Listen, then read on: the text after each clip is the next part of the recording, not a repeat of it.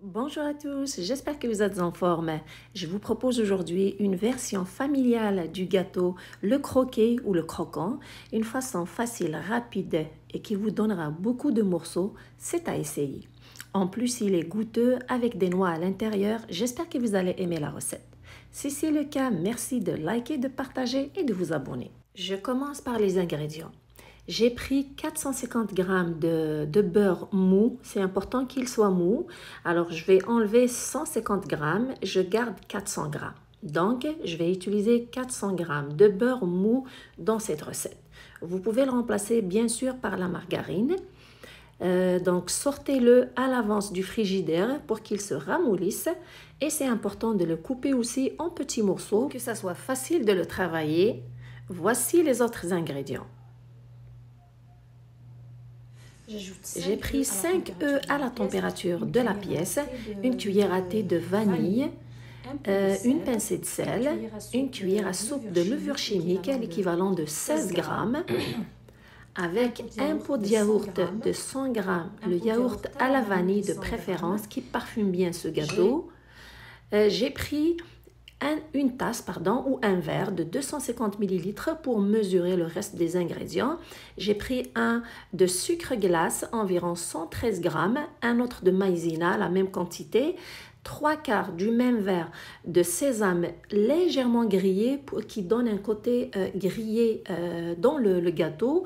Avec la même mesure, 3/4 du même verre de cacahuètes ou arachides moulues, l'équivalent de 90 grammes de sésame et de cacahuètes moulues.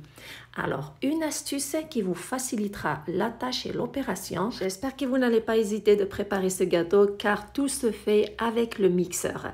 Une astuce qui est importante aussi à ne pas oublier, c'est de commencer à casser les œufs au fond du mixeur. Ne pas mettre directement le beurre, par contre, commencez par les œufs et le yaourt. Il faut commencer par les liquides quand vous préparez n'importe quel gâteau, vous utilisez le mixeur. Donc, commencez en premier par les liquides, puis le sel et à la fin, vous ajoutez le beurre. Pourquoi? Pour qu'il ne soit pas pris par les mèches à l'intérieur et que ça soit facile de le mixer. Donc, la base, au fond, il faut que ça soit les liquides. Et dans cette recette, notre base, c'est les œufs et le yaourt. Puis, je mets en marche le mixeur, puis bien travailler le tout jusqu'à ce que tous les ingrédients soient bien mélangés. Et vous allez obtenir un mélange qui est plus clair et très liquide. Regardez. Alors, je le transfère dans un récipient. Vous pouvez aussi mixer le sucre glace dans le mixeur avec les autres ingrédients, mais si vous le tamisez, c'est pas méchant, c'est pas grave. Vous pouvez le mélanger avec le mélange après qu'il soit mixé.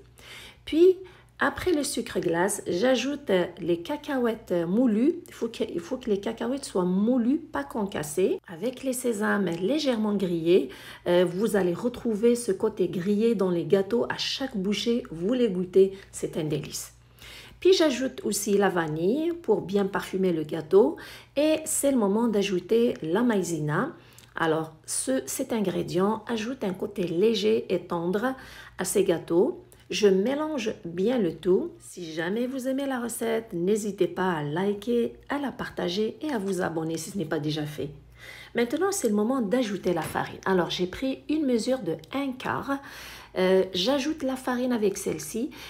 Toujours après la première quantité d'ajout de farine, ajoutez la levure. Donc, il faut toujours l'incorporer dès le début. Et pour la farine, il faut ajouter avec des petites quantités pour avoir le contrôle sur la consistance de la pâte. La pâte ne doit pas être trop dure ni trop molle, mais il faut qu'elle soit légèrement collante pour que vous ayez des gâteaux qui sont tendres et légers. Donc, en tout, j'ai ajouté environ 850 grammes de farine. C'est sûr qu'il faut procéder avec des petites quantités jusqu'à ce que vous ayez la consistance qu'il faut pour cette pâte. De préférence, utilisez vos mains vers la fin pour travailler la pâte. Pourquoi? Pour que vous soyez sûr de la consistance de la pâte. Donc, il ne faut pas qu'elle soit trop dure, mais il faut qu'elle soit légère et un petit peu collante, légèrement molle, pour avoir des gâteaux qui sont tendres. Donc en tout, j'ai utilisé environ 850 grammes de farine, vu que c'est un grand gâteau, donc ça m'a pris cette quantité de farine. Voici la consistance que vous obtenez. Voilà, la pâte est molle, elle colle légèrement et c'est facile aussi à travailler. Il ne faut pas qu'elle soit dure parce qu'on va l'étaler directement à l'intérieur du plat. Puis j'ai pris un grand plat. Si vous voulez avoir des gâteaux qui sont moyens, qui ne sont pas trop épais, prenez un grand plat. Le mien, il a 45 sur 30 cm. Vous pouvez prendre un moule de 30 sur 40 ou 25 sur 30 si vous voulez que votre gâteau soit épais. Je mets à l'intérieur la pâte, je la travaille directement à l'intérieur car elle est molle. Si vous la travaillez à l'extérieur, ça va être difficile de la transférer à l'intérieur du plat. Donc, assurez-vous de l'aplatir avec votre main pour avoir une pâte à l'intérieur du moule qui est homogène. C'est important de prendre son temps de l'étaler pour être sûr de ne pas avoir un côté qui est plus gonflé qu'un autre côté. Le four est préchauffé à 180 degrés Celsius, 350 degrés Fahrenheit. Le temps de finir de décorer le gâteau, qu'est-ce que je fais? 2 jaunes d'œufs avec une cuillère à soupe de lait. Je les travaille bien avec une pincée de cacao et une pincée de sucre pour que ce mélange ne soit pas amer. Puis, je badigeonne toute la surface du gâteau avec ce mélange.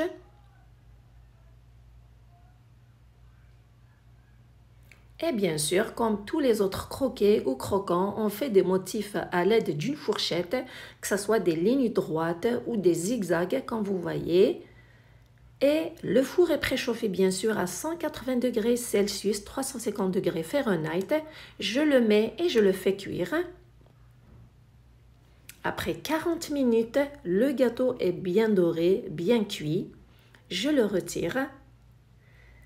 Puis, je le transfère sur une planche. Voilà, donc j'ai pris un grand plat pour que le gâteau ne soit pas trop épais.